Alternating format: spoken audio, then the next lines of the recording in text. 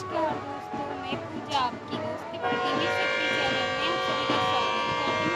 दोस्तों, जैसा कि आज विजयदशमी है और आज कलश विसर्जित करना था, उसी उपलक्ष्य में हम माँ दुर्गा भवानी आए हैं। ये मंदिर प्रसिद्ध मंदिर है। यहाँ पर लोग बहुत दूर दूर से आते हैं, सबकी इच्छाएं पूरी होती। देखिए, आप मेरे पीछे का दृश्य देखते सकते हैं, कितनी चुनरियाँ बंधी हुई हैं। सब कोई अपनी मन्नत मांगने के लिए यहाँ चुनरी बांधता है। जिसकी मुरादें पूरी हो जाता है, वो चुनरी वो खोल करके माता को चरणों में प्रसाद अर्पित करता है।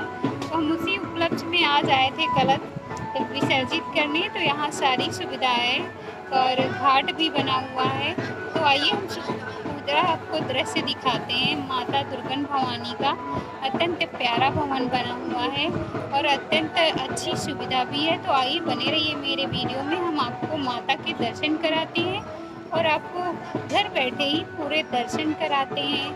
तो बने रहिए मेरे वीडियो में। भवानी काफ़ी प्राचीन मंदिर है। बताते हैं कि ये आदि मंदिर है और इसे शक्तिपीठ मंदिर के नाम से भी जाना जाता है। कहते हैं माँ यहाँ स्वयं ही चीरकर धरती से निकली थी। तो आइए हम उसका आपको पहले इतिहास बताते हैं कि किस तरह से माता यहाँ उत्पत्ति हुई और उनका मंदिर का निर्माण किसने करवाया।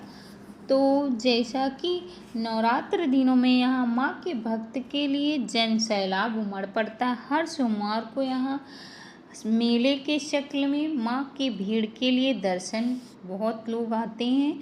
मंदिर के पीछे अत्यधिक सरोवर सुंदर बना हुआ है, जिसमें कमल खिले रहते हैं, लेकिन अभी प्रेजेंट टाइम पे नहीं है। तो यहाँ पर चैत्र नवरात्रि और शरद नवरात्रि के अवसर पर भारी भीड़ जुटी रहती है। दुर्गम धाम में दुर्गम के भव्य मंदिर के साथ साथ छोटे बड़े मंदिर भी बने हुए हैं, जो आप उनके भी दर्शन कर सकते हैं, जो माँ के धाम में भव्यता चार चांद लगाते हैं।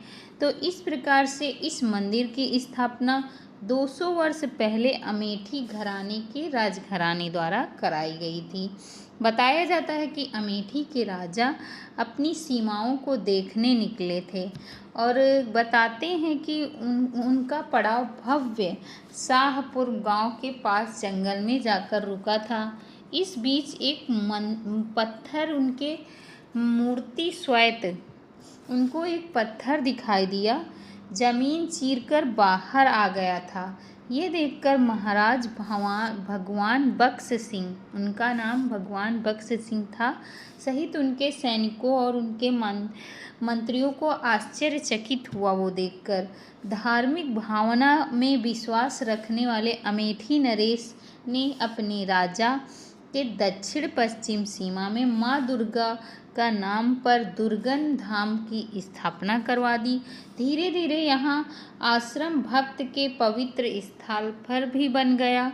इस प्रकार से उनका विकास होने लगा। 1980-1981 में गौरीगंज में आए वीडियो संगठा प्रसाद ने अपने अथाक प्रयास से माँ भक्तों के सहयोग में मंदिर का नया रूप दे दिया।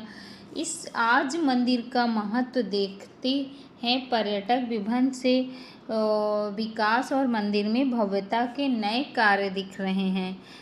काफ़ी खूबसूरत मंदिर बना। ये देखिए, जिस सरोवर की बात कर रहे थे वो आप देख सकते हैं इसमें। और मंदिर के दर्शन के बाद फिर दर्शन करते हैं राम दरबार की मूर्ति बनी हुई है। राम जी, सीता माता, लक्ष्मण जी और हनुमान जी विराजमान हैं। तो ये देखिए, आप देख पा रहे हैं यहाँ राम जी का भी दरबार बना हुआ। इस तरह से राम जी के दर्शन करते होते फिर हम आ रहे हैं अब इधर। यहाँ पूरे ही मंदिर में आपको चारों तरफ चुनरियाँ ही बंधी देंगी। ये बहुत बड़े आस्था का द्वार है। यहाँ लोग हर तरफ अपनी मन्नत लेके आके चुनरी नाम से बांध जाते हैं। जब उनकी मुरादें पूरी हो जाती तो अपने श्रद्धा भाव से जो भी करना होता है माता के द्वार पे करते हैं। तो इस तरह से आप चारों तरफ देख सकते हैं कि किस तरह से ऐसी कोई जगह नहीं बची हुई है जहाँ पर चुनरी ना बंधी हो। और ये यहाँ विशाल नीम भी बनी हुई है, जिस पे विशाल नीम के पास माता काली का मंदिर विराजमान है। और उसके बाद चारों तरफ से आप सरोवर बना हुआ है और अति सुंदर मंदिर है। यहाँ आपको रुकने के लिए, अगर आप दूर से आए हैं तो रुकने की भी व्यवस्था बनी हुई है अच्छे से। और काली माता का लोग उसके बाद जब राम दरबार के दर्शन के बाद काली माता के दर्शन करते हैं। काली माता के दर्शन के बाद फिर इधर से ये जो दिख रहा है आपको, ये गेट है बाहर के जाने की ओर का गेट है। इधर से भक्तगण बाहर की ओर निकल कर जाते हैं। तो यहाँ से आप देख सकते हैं कितना सुंदर गेट बना हुआ। और यहाँ लोग दान भी करते हैं, ब्राह्मणों को दान, गरीब लोगों को दान देते हैं। इस तरह से आप बाहर का भी दृश्य देख पा रहे होंगे। इसके बाद अब हम आ गए हैं मेन गेट। इधर से ही भक्तगण, ये है मेन गेट। इधर से भक्तगण प्रवेश कर माता के दरबार तक पहुंचकर अपनी आस्था की पुकार लेके जाते हैं।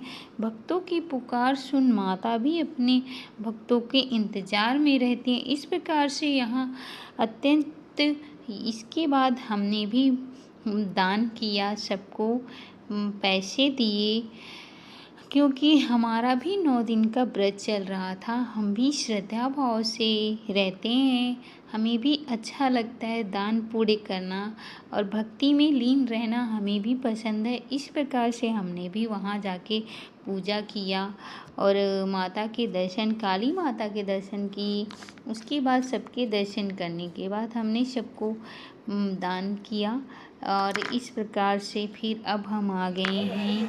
अब आपको ये देखिए, ये अच्छी, एक तो पहले यहाँ अच्छी व्यवस्था ये बनी है कि जब आप मंदिर को प्रवेश कराएंगे तो उसमें भी बहुत पूरा पक्का बना हुआ। इसके बाद अब हम काल भैरव बाबा के आपको दर्शन कराएंगे।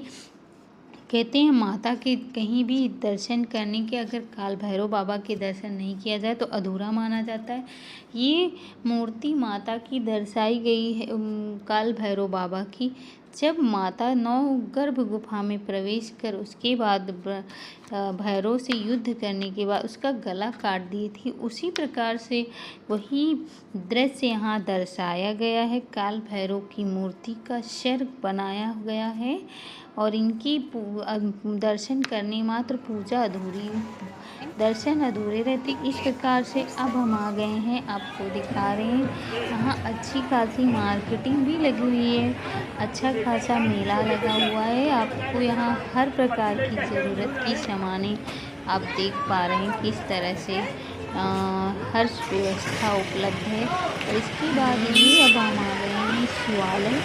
यहाँ ये भोले बाबा का मंदिर बना हुआ है और अभी ये बंद हो चुका है क्योंकि हमें देर हो गई थी। इससे हम आपको बाहर से अंदर का दृश्य दिखा देते हैं। इसके बाद हम फिर आ गए हैं मेले के अंदर। पर चारों तरफ यहाँ मेला है और उसके बीच ही मंदिर बने हुए हैं।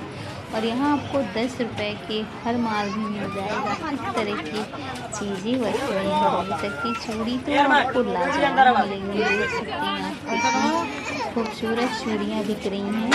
और बहुत हर चीज़ आप यहाँ, जो भी आपको घर गृहस्थी की चीज़ें या आपको जो भी पहनने वाली खिलौने जैसे इत्यादि सभी चीज़ आप देख सकते हैं। इस तरह से मेला सजा हुआ और काफ़ी बड़ा मेला लगा हुआ है। यहाँ काफ़ी बड़ी मार्केट लगती है, देख पा रहे हैं। हम आपको चारों तरफ का दृश्य दिखा रहे हैं।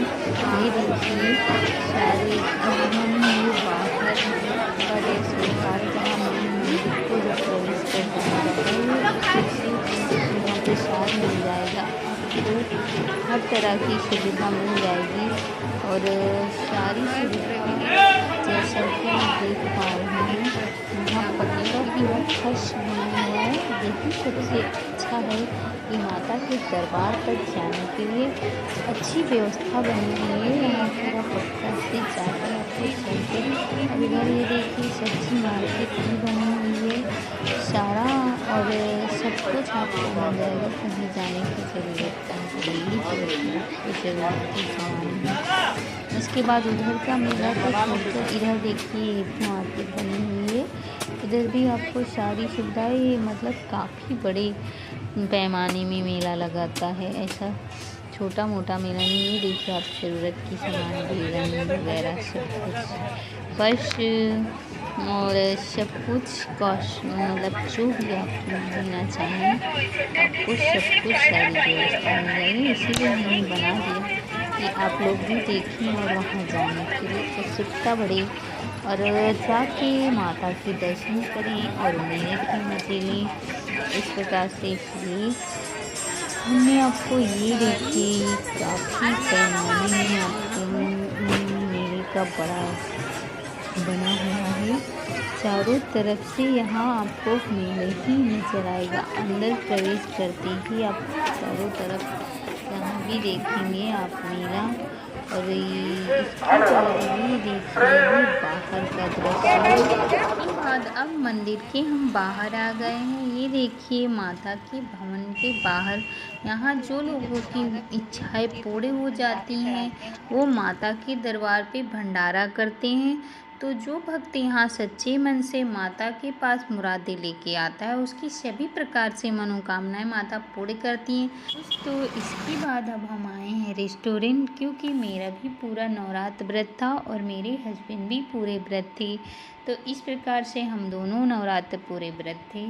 तो जो कि नवरात्र का आज हमने माता के पहले दुर्गंध में दर्शन किए और विसर्जन किया। इसके बाद हम लोग आज 10 दिन बाद माता की पूरी श्रद्धा भाव से भक्ति करने के बाद आज हम भोजन ग्रहण करेंगे। तो हमने सबसे पहले ऑर्डर किया है डोसा, तो हम डोसा से अपना व्रत तोड़ेंगे। उसके बाद हम कुछ खाना खाएंगे, जो कि 10 दिन हो गए इसलिए कुछ Ini